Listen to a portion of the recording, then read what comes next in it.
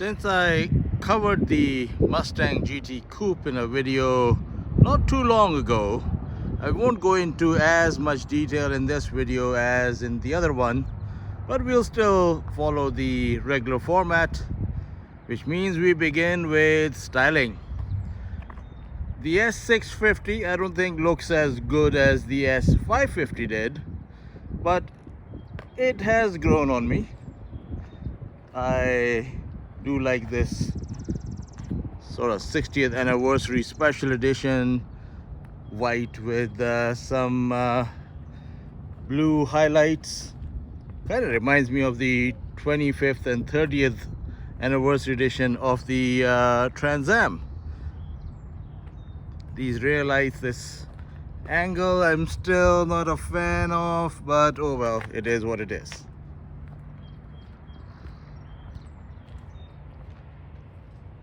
It's a good looking car, or good looking enough. It gets a lot of attention. I'm surprised that despite Mustangs being such a common sight, that this has gotten as much attention as it has generated this week. So the people seem to still like the Mustang a lot.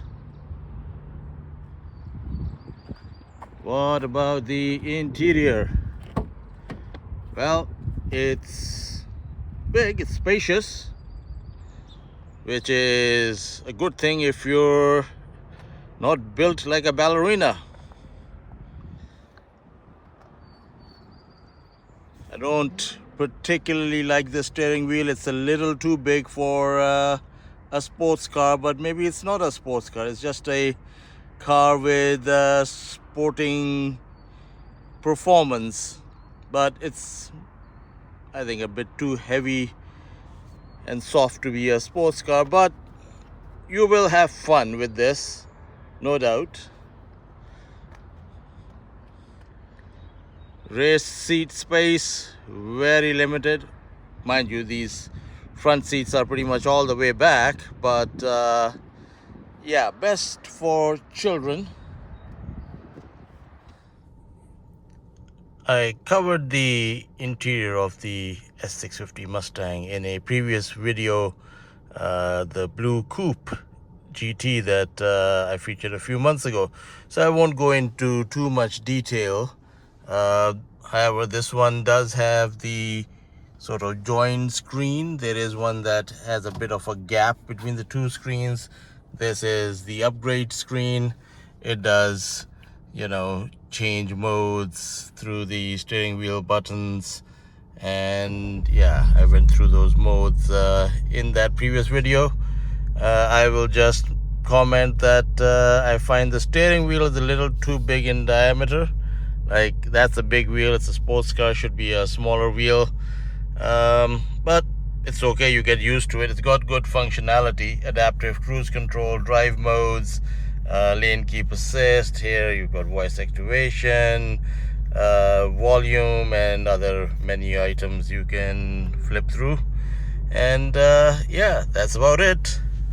This one is a 6-speed manual, which if you ask me, is the only way you should buy a Mustang GT. Sure, the automatic might be quicker, but this is so much fun because that is a very good gearbox. Really clever thing is they've put this little slidey box in the dashboard, which is nicely lined up too. Like, Ford could have cheaped out and not bother with this at all, but I like the fact that they did. That's pretty neat. Trunk space.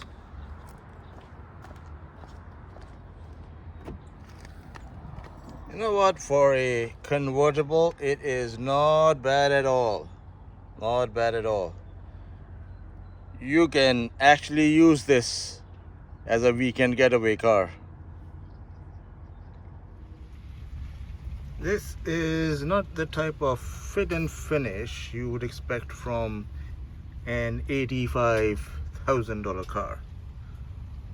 That's bad, Ford. That's bad. Power. Well, let's pop the hood. Find the release under here. Oh, good thing it's got gas struts. And there you have it. In the GT, since the year 2011, you get a 5-liter V8. For 2025, it produces 480 horsepower and 415 pounds-feet of torque. All that power is routed specifically to the rear wheels via either a 6-speed manual, like in this tester, or the automatic, which is a 10-speed. The automatic might be quicker, but trust me, you'll have much more fun with the stick. It's the only way to have a Mustang, if you ask me. Performance, well, we'll get the car started and we'll talk about performance. Sounds good. And that's just in regular mode.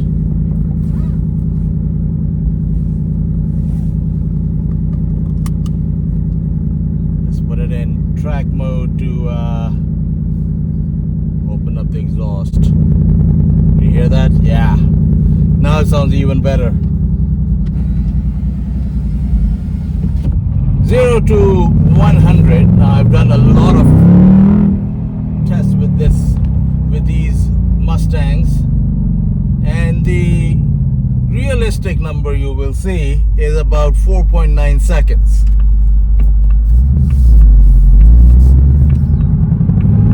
On track tests, you can get a better number on a stickier tarmac, stickier rubber, but 4.9 in the real world is what you're likely going to get.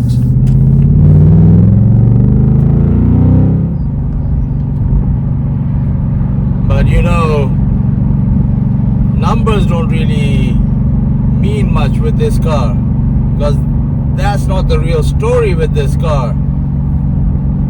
It's enjoyment through noise.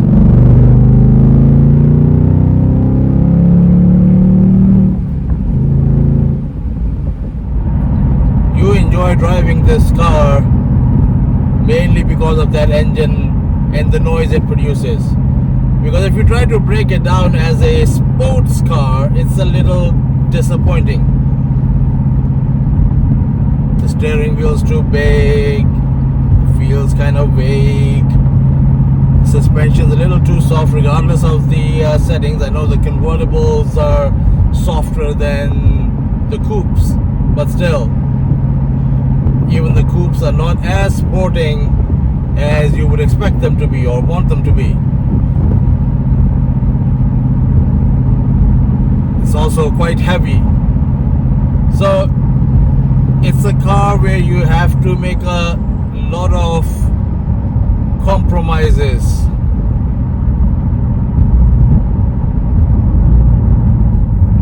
You have to compensate for its deficiencies.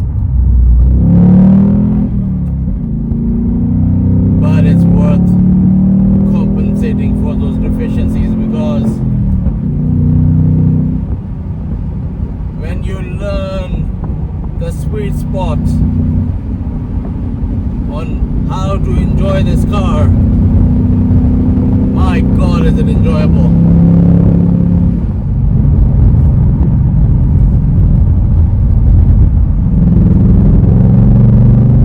This powers out of corners. You have to take the approach of going in slow, holding the line, and then pushing it on the straightaways.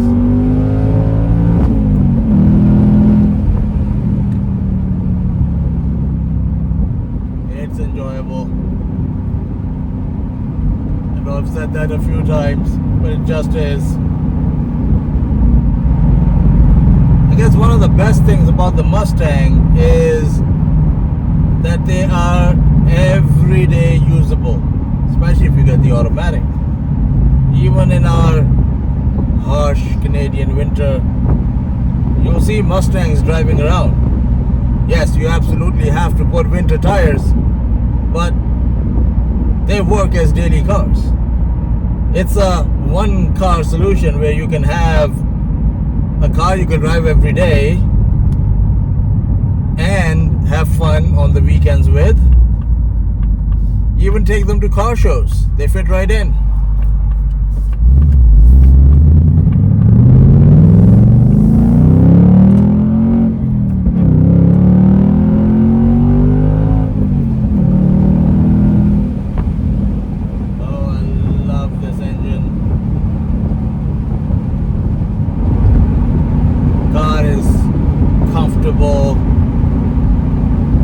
Maybe that's what makes it a little less sporty, because it's so comfortable, but just daily usable. Mind you, if you drive like I've been driving, it's gonna cost you a bit on a daily basis, because the 5-liter V8 does like to drink quite a bit.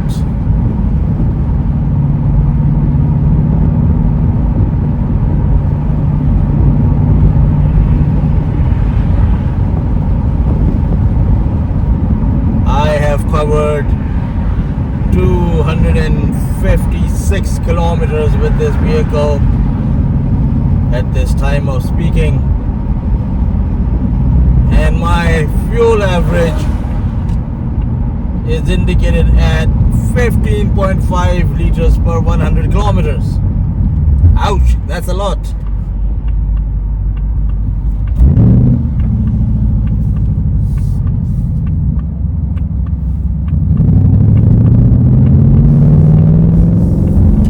So if you want to save money on gas, don't drive like I do.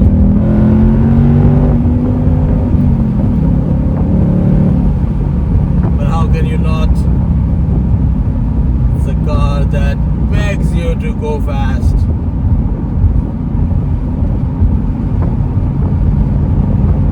Good car, this. Good car.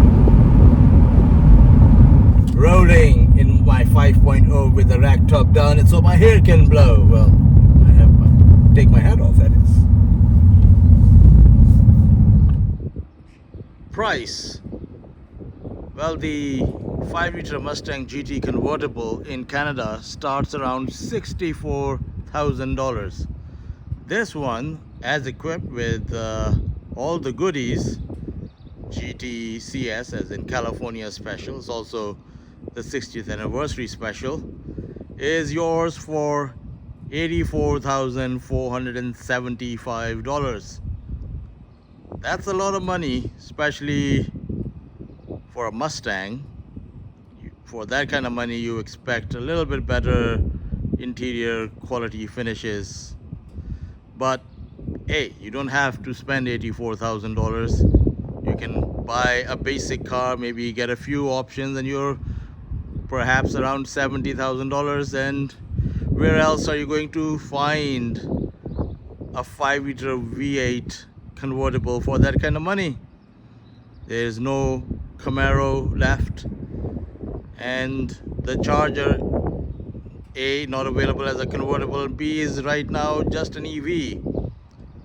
So your choices are very limited. You might have to just make do with this, but it's not a bad way to make do.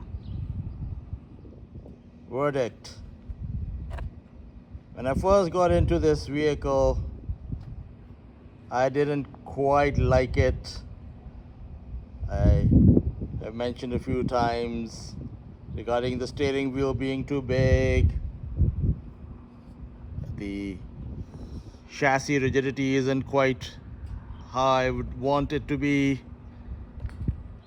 It's a bit heavy.